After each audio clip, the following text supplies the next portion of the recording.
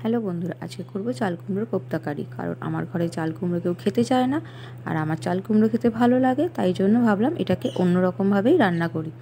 চলুন, চাল কুমড়োটাকে আমি নিয়ে নিয়েছি। এবার এই চাকুলা ছুলিয়ে আমি এটাকে ঘষে বের করে নিচ্ছি ওপরে অংশটুকুনি, ভেতরের বিচিগুলো নেব না, যেহেতু একটু দানা দানা হয়ে গেছে।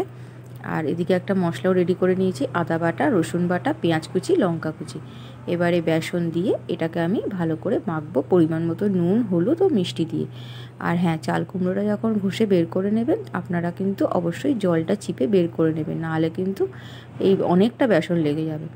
আমি জলটা চিপে বের করে নিয়েছিলাম, কিন্তু তাও যখন নুন দিয়ে মাখার পর দেখলাম আবার জল ছেড়েছে।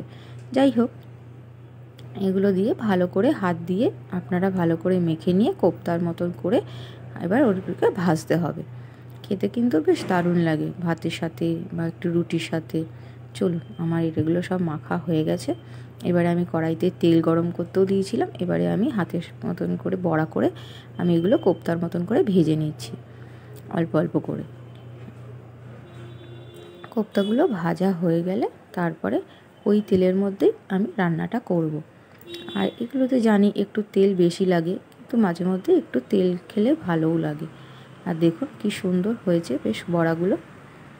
চলুন, বড়াগুলো এবারে তুলে নিই, তুলে নিয়ে এবারে রান্নাটা বসাই।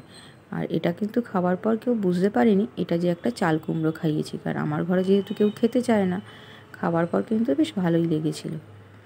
চলুন, হয়ে গেছে আমার সব কোপ্তাগুলো ভাজা। এগুলো আমি তুলে নিচ্ছি। তুলে নিয়ে এবারে আমি কড়াইতে জিরে ফোড়ন দেবো। জিরে ফোড়ন দিয়ে আমি এবারে রান্না করব। আর একদিকেও আমি একটু মশলা তৈরি করে নিয়েছি।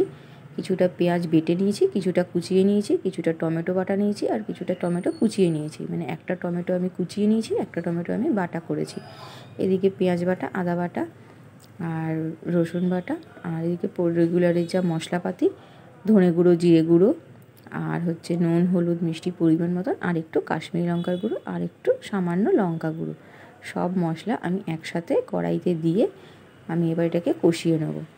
যখন এখান থেকে তেল বেরোবে কষানোর পর, তারপরে আমি একটু গরম জল দিয়ে আমি এবারে ওটা রান্না করব।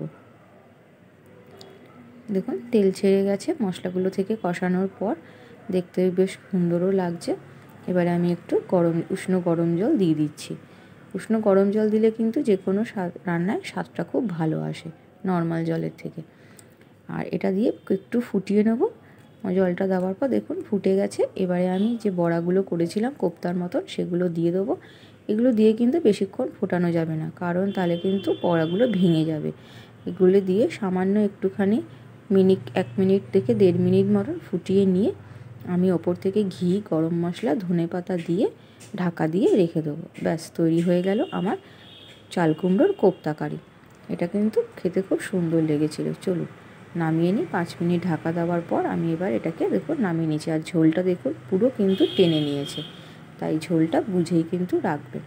তাহলে কীরকম হলো আপনাদের এই চাল কুমড়োর কোপ্তা কারি, রান্নাটা করে অবশ্যই জানাবেন। টাটা বন্ধুরা, আবার একটা ব্লগ নিয়ে আসবো আপনাদের সাথে।